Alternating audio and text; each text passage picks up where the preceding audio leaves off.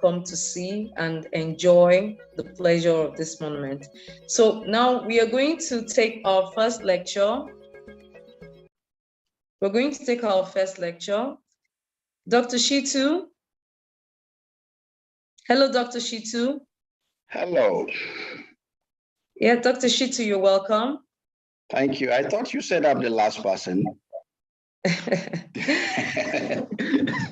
Okay. No. Okay. Okay. Let me share my screen. All right, please do. Thank you. Okay. So can everyone see my screen? Yes, we can. Okay, good. So good afternoon once again, everyone. It's my pleasure to be with like-minded. Thank you very much for inviting me. So I was asked to give a presentation on the issue of climate change and earth and architecture, specifically strategy for conservation of earth and architecture in this era of changing climate. So I prepared my presentation with the premise that no one here is in doubt that there is climate change. If there is any, I think we can have a debate after this session, because I believe everyone here, we all know that climate change is real, and I mean, it's glaring, we're seeing it, and it has a lot of effect on architecture in general, but specifically on earth and architecture for obvious reasons, which I'm going to elaborate on. And to provide some solution, as I was told to do, I'm going to present two case studies, one in Nigeria, one international here in the UK. So, what are the issues relating to climate change and earth and architecture? No one else summarized the issue relating to current issue relating to earth and architecture, like one of former lecturer, later Hugo Iben, when he was interviewed. I will share the newsletter, Getty Conservation Issue newsletter with ICOMOS, very interesting. I think it's 2001 edition.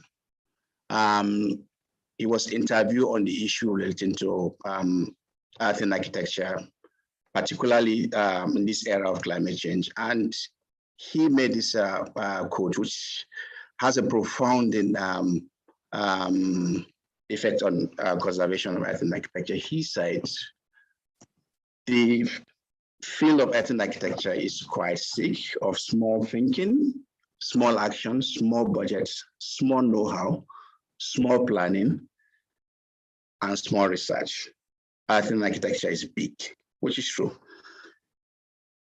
So, part of my presentation today is to make us think very big and make sure and start thinking earth and architecture as something that needs proper thinking, proper planning, big budgets to support it, because it's not cheap. So, starting with the issue of climate change, the effects, particularly in Nigeria, includes increase in temperature, and we know increase in temperature always bring about increase in rainfall. Well, in this case, because of the effect on the vegetation, it's part of the issue has to do with, again, drought in some areas, increase in desertification, soil erosion, and then excessive rainfall, particularly in coastal area.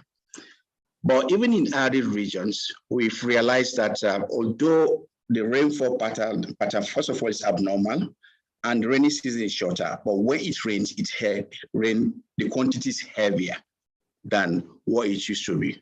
So this again bring flood, even in area that has been affected by desertification. So we can see all these effects has direct consequences with negative consequences to Earth, which has to do, we know very well that, okay, the traditional method of earthing architecture in Nigeria, we use raw earth. And although we use water to prepare it, water is not a good friend of earth buildings once it's there. So it has to be protected from excess rain. And there we have excessive rain, even flooding. So what do we do? First of all, that as a country, we all know very well that we have different techniques of earth construction. And why is that so? Because of climatic variation in climate from one region to the other. So our forefathers, what did they do? In response to that variation in climate, they came up with distinct architectural styles to meet these local climates. So for example, we know that in northern part of Nigeria, where we have good period of sunshine, we normally have, traditionally, it's common to use adobe technique, whereby the bricks will be molded and then sun-dried, and before it's now laid. And then we have cob, which is mainly common in South, particularly Southwest and some part of Southeast, and in some areas in the middle belt of Nigeria. And then we have the watula and dub technique, which is also common in Southeast of Nigeria. So we can see that our forefathers came up with this unique technique because of the understanding of the soil they have at that time. So basically, soil for earth building contains quantity of air in it, water, organic matter, and minerals. And why is that so? This has to do with the composition, mainly due to the nature of the parent rock, the vegetation, the topography, and then the climate. I left the climate last because that's the most important thing. The climate affects how the parent rock decomposes. It affects the vegetation. It affects topography. So, looking at air, every particle contains some air in it, and earth buildings in general, the more porous it is, the more air particles are in it. And again, water, even a dry soil contains some water in it, so it retains it. And again, we have organic matter, things like this, plants, which decompose and form part of the soil. Then the bigger thing is the mineral matter, which is inorganic component of the soil, which have not fully decomposed. So we'll look at that in greater detail. So for the mineral matter, we have the unweathered minerals, such as pebbles and gravels. Then we have the weathered ones, which is the colloids, which form part of the clay. That's the colloids is the glue that bind the clay together. So why am I talking about this? Going deeper into the science behind Earth is because in most cases, people refer to earth construction and mud, ordinary mud. They just mix ordinary mud. Going back to the Hugo's quotes, earthing architecture is big. So as you can see, even talking about this, I'm sure some people are talking, well, why is Theo taking us to? Why is too much science in it? But without the understanding of Earth, of the materials,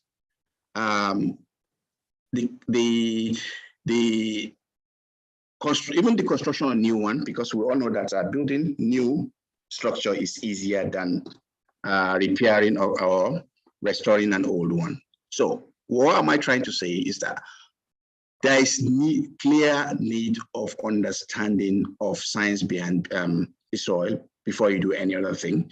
Because if you want to preserve it from changing climates, particularly flooding, we need to have a clear understanding. And our forefathers do have that. Unfortunately, they didn't document all that for us. But as a child, I have an encounter. I was privileged to grow up in a village for some times, and I have an encounter. I built, as a child, naively, I built, I gathered earth and I built, and after some time, it crumbled. And I asked one of the local builders what happened. And then he started teaching me, said, the soil I use is not the right soil. And he started telling me the right soil, how to identify them, and so on and so forth. Then I was very young, I didn't document anything.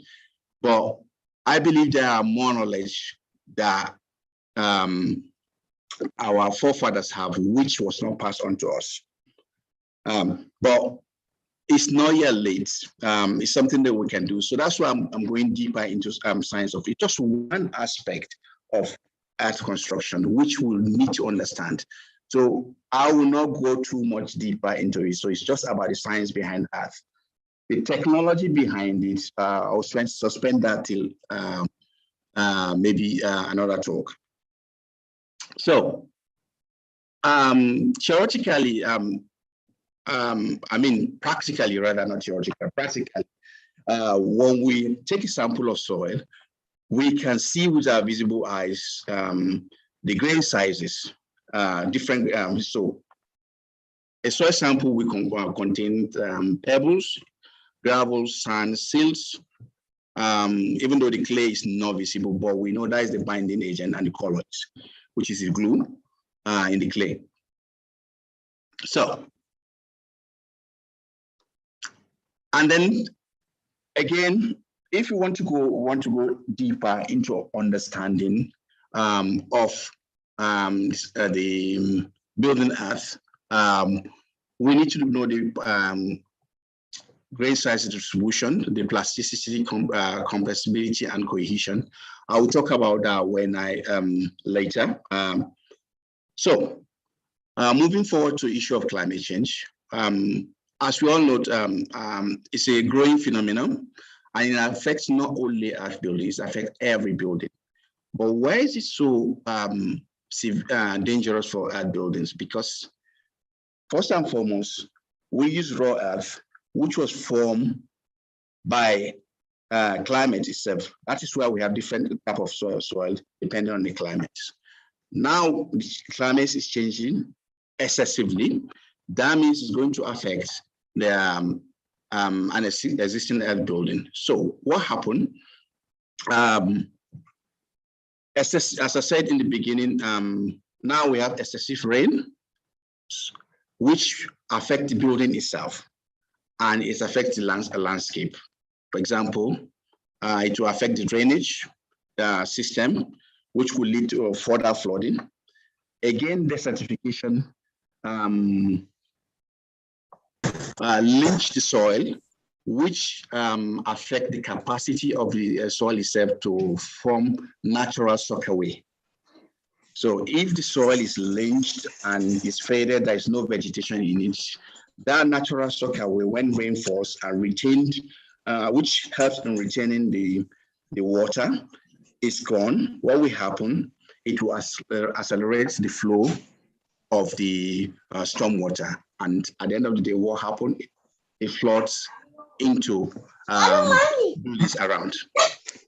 Oh, nice discussion.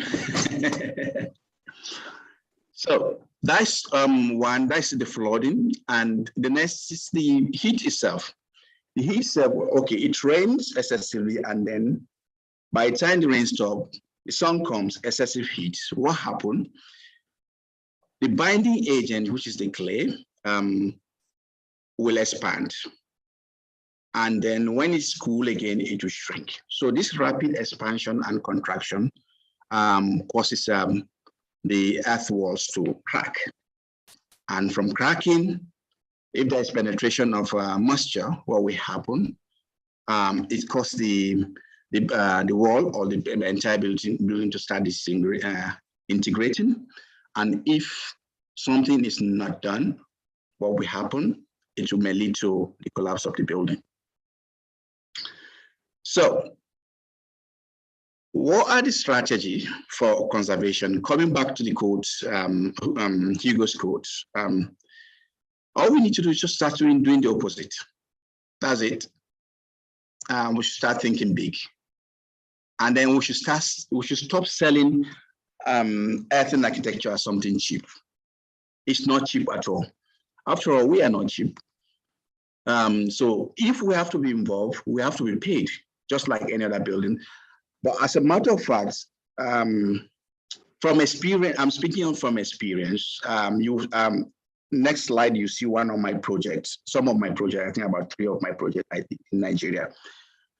I mean, the amount of effort you put in building or conservation of our building is much more greater than so-called what we now call conventional building, the concrete. And I mean, some of us that have been involved with it, we know that. So where do we promote it as cheap? As something very cheap. That is one aspect. Another aspect is that again, because of urbanization, the materials, particularly in urban centers, the material is not cheap. We continue to make comparison to what was happening maybe 50, 60, 70 years ago, whereby almost everywhere in Nigeria is rural, and the material we get the material for free. Almost everywhere in Nigeria today, you have to buy the soil. So all that go into the budget. So, and a lot of things that have to go into it again, apart from the planning, even the actual construction itself. So I'm sure you agree with me that the conservation of earthen architecture is even greater, because conservation as a whole, because you are going to study something that is already existing rather than design something new. So it's not a blank canvas. So what are the strategies I propose? One is continuous usage of the material earth. The best way to promote conservation is continual usage. But I will agree that I've already talked about the issue of climate change. That's a big problem conserving the traditional buildings. So if we want to make continue to use the material, we have to think of new ways. And on my slide, you can see some contemporary art buildings. The first one, the octagonal one, is purely the walls are made of compressed earth bricks, stabilized, 4% stabilization. And then on the columns, I just painted it just to have a contrast. So use water-based paint and to have a contrast. And on the second one at the top still, it's a combination of Adobe and compressed bricks. And then just same way, color, and then apply some white ceramic tiles on the columns just to have a contrast. And then the third one is the compressed art blocks. So in order to convince people to go back to earth and to start using the earth, we cannot go back drastically to the way we build. So we can start with something. And for me, I agree that things like compressed earth bricks is a bridge between the old and the new. Then gradually, we can start moving forward. So, for example, if you have a client that agree to use compressed earth bricks, next time you can say, why can't we use Adobe Block? Already you have seen the compressed earth bricks, and then from there you can now move forward. So that's one strategy. If we ourselves build in earth and promote it, then we can start talking of restoring even the old ones, even the ones that have already disintegrated. We can start restoring it. The second strategy which I proposed is also something that I believe everybody on this platform have seen or have even visited the building.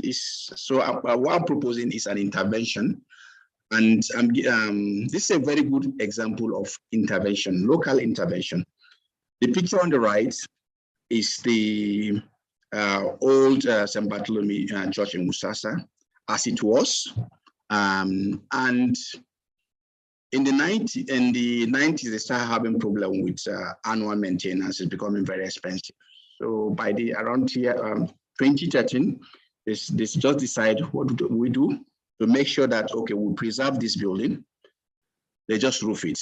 Well, the argument of some core conservationists is that some of the traditional architectural styles have been lost, like the Zanko at the top has been lost. But a counter argument is that without this intervention, the building will have been lost completely by now. So if the intervention will preserve the building in parts, it's a very good strategy rather than losing it completely. Lastly, the third, I'm not going to go too much detail into what happened on this because it's something that we all know about. But the third case study, I'm going to go deeper on that. It's the international case study which I talk about. So it's about restoration. Although this is bond bricks, but what I am trying to convey is the strategy. So the project I'm talking about is the engine shed at the University of Northampton. The black and white picture is the picture that was taken, I think, 1888 or so. I can't remember the actual date. And then what we have on the right, the colored, is I took this photograph yesterday. So when the building is completely restored. So the small building to the front is the engine room, and then the bigger one with the pitch roof is the engine shed where the locomotive are being serviced. Oh, sorry, the small one is the signal room. So what happened is that this rail line that you're seeing, it used to be a rail line that connects Northampton, but by I think 1960s it was abandoned, no longer used, and so the whole site was abandoned. And for a very long time, it's been fallow. For few years after the railway vacated, several factories moving, but by 80s and 90s, when all the manufacturing moved to China, all the factory closed, so the land became a brownfield. So the University of Northampton bought the land around 2013, the brownfield, and then decide to develop it into a brand new campus. So this particular engine shed was there, and the English Heritage got a hint about it and quickly listed it as a national heritage. So it means that University of Northampton has to restore it as part of the campus development. So what did they do? So this is what they met by 2016 when they want to develop. This is the site. So that's the what when it was finished. This is how the campus look like now, and the watershed is the one in arrow there. So the concept behind the restoration is that the engine shed itself, the envelope of the building, will be restored. I will show you what the way it looked like when this the restoration project started on the next slide. So the idea is that, okay, we're going to restore it the way it was when it was abandoned. And then any other new thing, it has to be inside. So what they did was that the inside was fully restored, the envelope of the building, and the inside, they now have a box, just a box, and they use timber frame prefabricated dismantleable structure that has no connection to the original structure itself. Subsequent slide, you will see the process. So this is what they met in 2016. no roof, overgrown with reeds and everything completely. And they decide to restore it to its original form. And it started with drawings. The architects, the conservation architects, have to draw as it is, naming every brick that is still existing, including cracks and everything, one after the numbering them. And then, because some part has to be rebuilt, but what happened here is that every brick must be returned, and the one that has to be replaced with similar, so like for like. So you can see even the drawings alone, this is just a part. I mean, the drawings, I think I counted more than 300 sheets for this small building. I just decided to pick this, just part of it, because it's still confidential. It's now the property of English Heritage, so they won't allow me to have to go through a lot of protocols, but to be able to show more details about the drawing. So I just picked the one that is available to public. So you can just see, even on this small drawing alone, you can see the amount of details, and even the survey to go there and measure every aspect, every element in that area alone is something big. So you can agree with the Hugo's quote that healthy architecture is big, conservation is big. So apart from the condition survey drawings, they have to propose drawing every details, every component and part and assembly. And they have to clear the site, start clearing, stabilize the wall to make sure that nothing crumble, and then start construction work. This is at this stage is almost finished.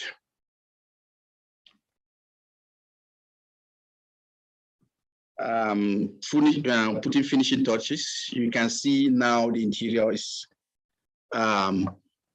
fully restored. The only thing they did is to include ceiling on the roof, but they make sure that they expose the trusses as it was originally. This is the last, the third photograph is when it was finished in 2018. So if you compare how it was to what what is achieved, it's a tremendous effort to be able to achieve something like this. And this is what it is now. This photograph was taken yesterday. So everything completely restored, and then now it's a student union building. This is another view. This is the interior. So open plan, you walk in, to the right is the reception deck, the decks. To the left is a restaurant with a kitchen there. This is still open plan. You move in, there's a sit out, there's a snooker pool. Then there's that wooden box, dismantleable box, which houses the toilet, some offices. It's two floors. So behind there's a staircase, everything.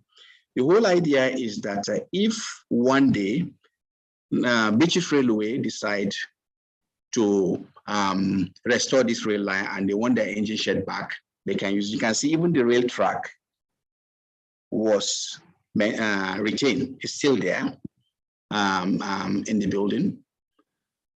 So everything restored to its original shape. Any other addition has no impact on the existing elements of the building. This is how it looks. So now compare this to the remnants we saw there. Some of Nigerian earthen heritage are not as bad as this. So why did I choose this case study? Is to let us know that it's not as bad as we thought. We can start thinking of, as part of our ICOMOS conservation strategy, we can start thinking of restoring those old buildings, rebuilding them. You can see this is, almost completely gone. I think it would cost nothing to just get a bulldozer and clear this thing. I think it will not take more than 1 hour to clear it, but you can see how painstakingly everything is restored and is now in use. Now, the engine shed now is not just student union building, but now it's used also as a museum. So what they did is that apart from people visiting to see the restoration, they also incorporated some elements of things that make Northampton. Northampton is known for two things, historically: leather and model making. Model making, so they contributed a lot in terms of industrial revolution. So they make models for locomotive engine, they make models for ship. They play a very big role in the First and Second World War by modeling ships of the enemy so that the Allied will be able to identify them and then bombard them. But here, there's no ship model. What they did was that they replicate the models of the last engines that were serviced in the engine shed, and they include it as part of the display in the building. So people come around, not just for the building, but to look at all those locomotives. And this locomotive they make is working locomotive. You plug it in into work. So it's just, it's a working model. And then again, the wall of the prefabricated structure in the middle became the, what we call the historical file. So what they did was that to put all the history of the panels on the wall, so that as you are walking around, you read the history. As you can see in some of the pictures, this is the history between 1870 and 1872. 1872 to, sorry, I cannot, okay, 1872 to 1924. And as you walk around up to when University of Northampton acquired the land, and then the restoration history up to present day, everything, you can read it there. And today it has become, even though the other building cost about 300 and something million, this is the center of attraction of the entire campus. So we can see that conservation is big. So my question is that, can you have a guess how much this restoration project cost? Of course, I cannot see your screen because I'm sharing my own, I'm sharing the slide. Well, please, I will ask that after I stop sharing. Just type your guess how much in pounds you think this restoration project costs. Just type it there in the comment section, in the chat box section. It costs a whooping sum of 1.7 million pounds, which was funded by through National Lottery Fund. And now it's now grade 2 listed building. If this is a new building of this size, as at 2016, will not cost more than 500, at most, it will not cost more than 500,000 pounds. That is at most. But because of the value, because of the history, they prefer to spend more to be able to restore it. And that is exactly what we should be doing. That should be the thinking now. It's not, it's not going to be cheap. It's not cheap at all.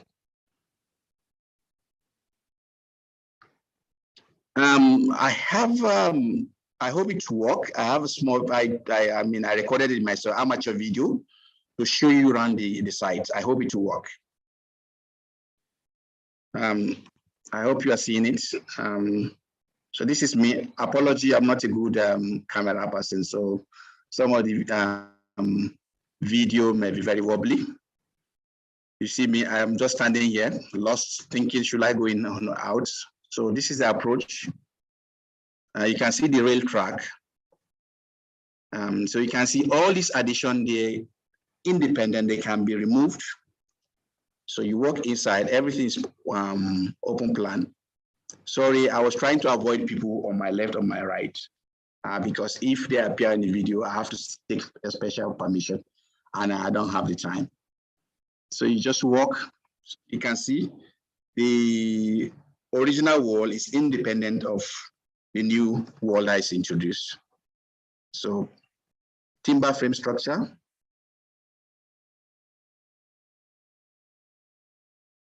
So that's the kitchen there on the side. Toilets. Disabled toilet. And the panel on the wall. So that's the back.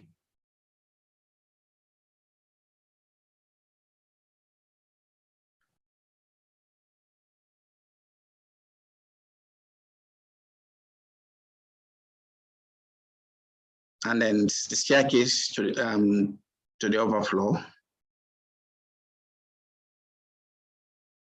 Then student union, I think that's the student president of the student union. That's his office, although we share office with other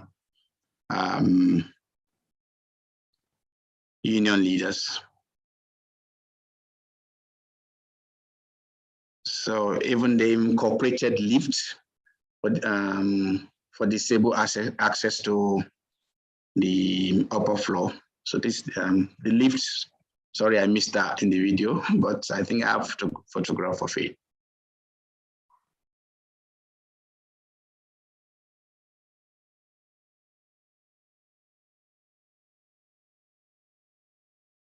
So that is open plan office. Yes, you can see the lift up there. That is open plan. You can see the top.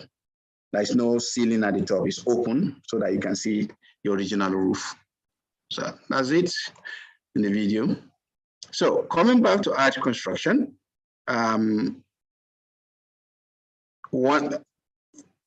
three things we have to consider. One is that it's still relevant to present day, but it's not as cheap as we thought. Two, we have to think big by making sure that we understand, starting with the understanding of the material itself, method of construction. And having said that, I think architecture is a specialist area. So if we want to venture into it, we have to learn the art. Having said that, conservation itself is a specialist area, which has to be learned also. Thank you. Thank you for listening. So I will take any question. Nobody guess. What is your guess? Who guessed the? How much did you say was your guess about the cost of the restoration? What was your guess? My guess. I was thinking maybe 25 million or something like that, but no, it blew my mind. no, that's too much. Blew my mind. 1.7 million, but 1.7 million is big money. I mean, if you're going to do pounds. Okay, if no equivalent in pounds, maybe 100,000 pounds. Okay, but it costs 1.7 million pounds.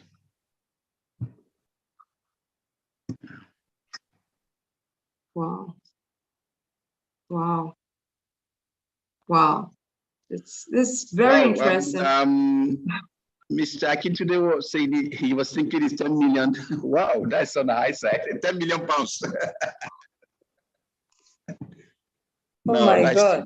Too much. Yeah. Thank you so much, Dr. Shitu. We don't have much time.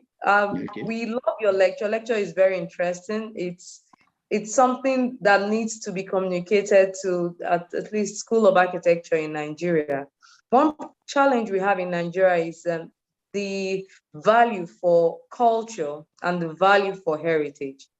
It seems the country values more of what can bring in returns immediately.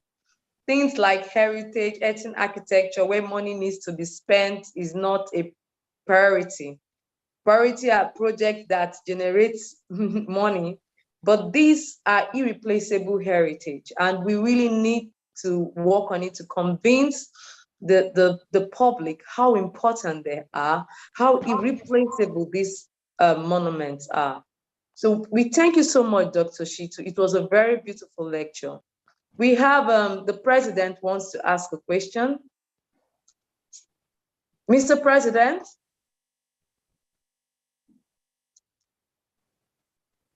Mr. President, sir?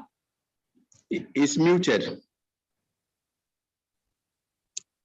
Okay, sorry. Yes, please. Thank you very much for giving me the chance. And Dr. Theo, yeah, I want to really also commend this presentation. It's so exciting, so thought-provoking, and gives so much insight, especially, at this time when ICOMOS make presentation about the dereliction of one of our monuments in Enugu. ICOMOS, that is Ngokolo Monuments, right? Dr. ICOMOS. Hello? Yes, sir.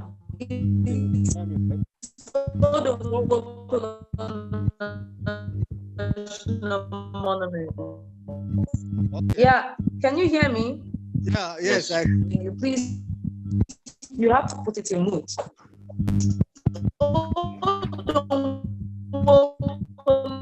National Monument. Okay. Hello? All right. Hello? Yes. I think yeah,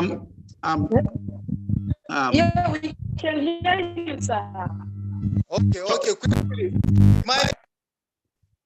Hello, actually, it's not a question. Just to express my feeling about the comparison of the two presentations, and to also have an insight as to why we have that, the kind of problems that we have in maintaining our own monuments. The important thing, if you look at the presentation, that your late professor really put the whole thing so succinctly, those points that he made about the earthen structures, earthen architecture.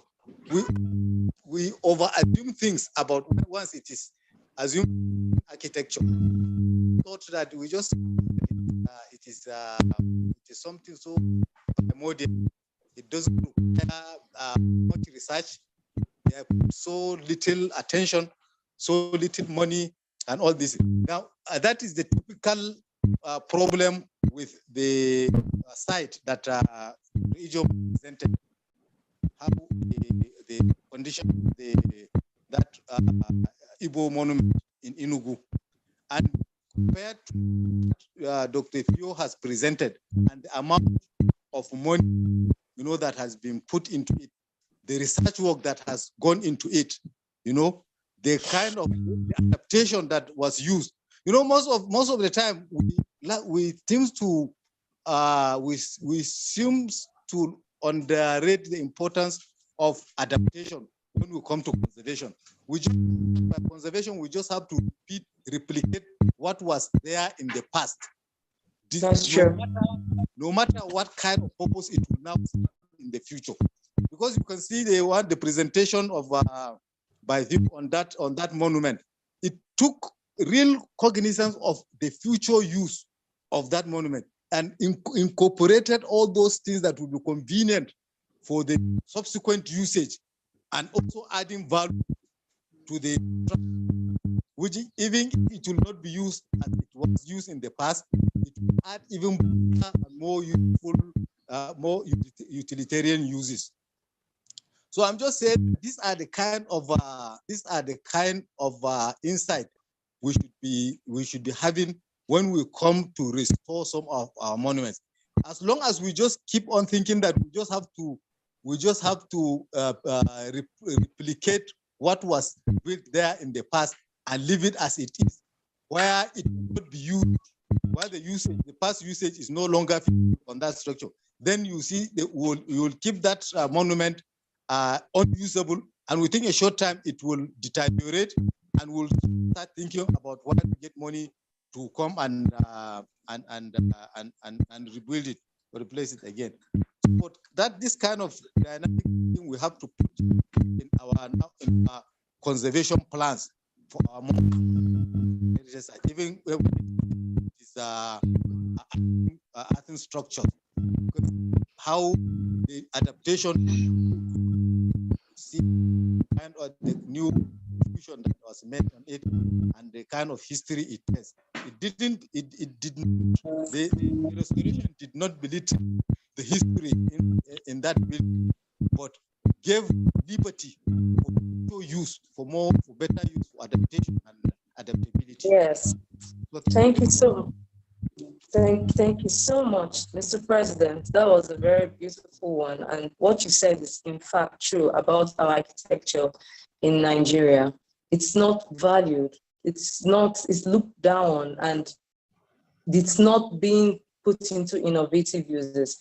So for us to move on, we're going to see the 3D documentation of Hussain's Shrine in Osun-Osogbo Grove, a World Heritage Site by SIAC Nigeria and NCMM.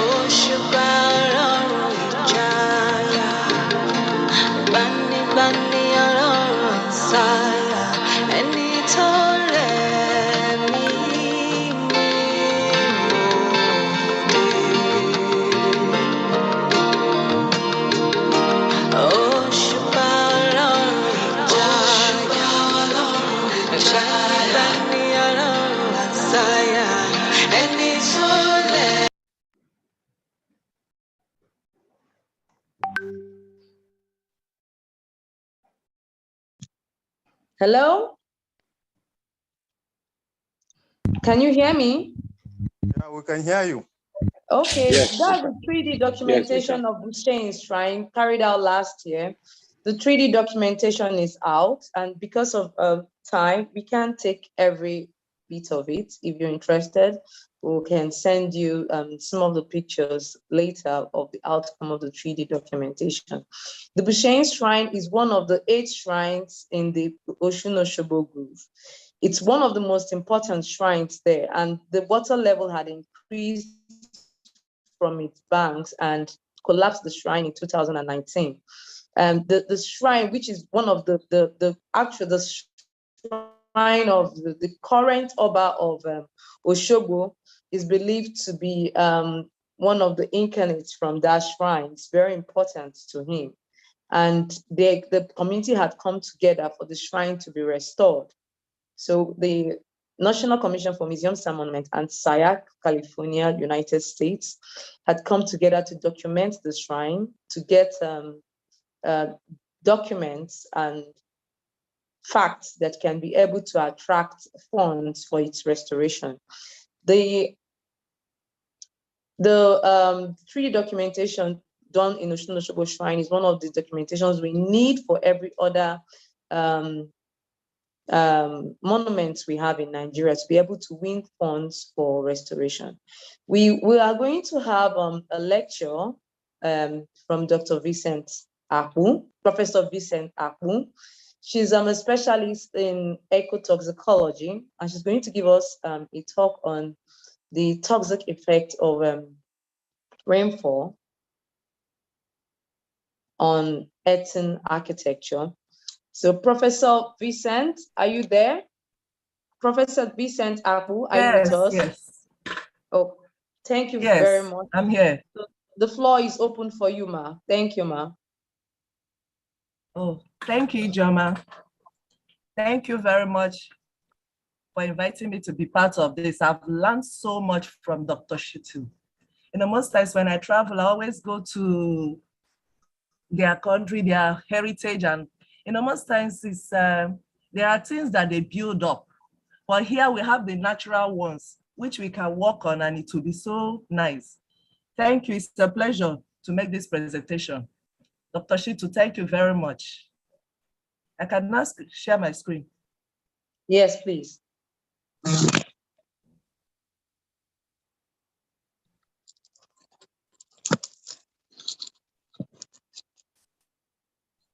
Can you see my screen? Yes, we can. Yes, we can.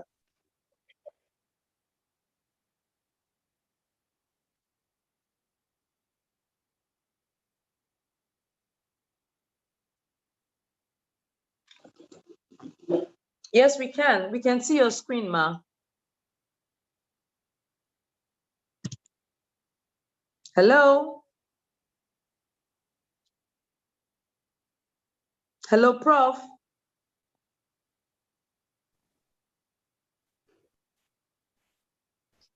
Hello, Prof.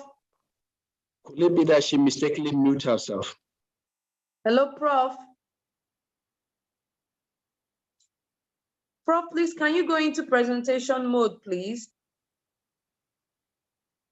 Hello, Prof. She seems to have dropped off the call.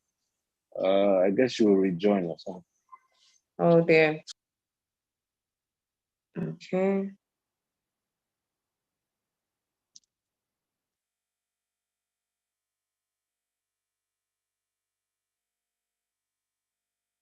Okay, please, while we wait for Professor Ijoma Vincent Akbu, please, do anyone have any questions, comments so far from the videos and the lecture? Please, you can indicate by raising your hands. If you have any comments, if you have questions, please, you can indicate by raising your hands. Any questions or comments?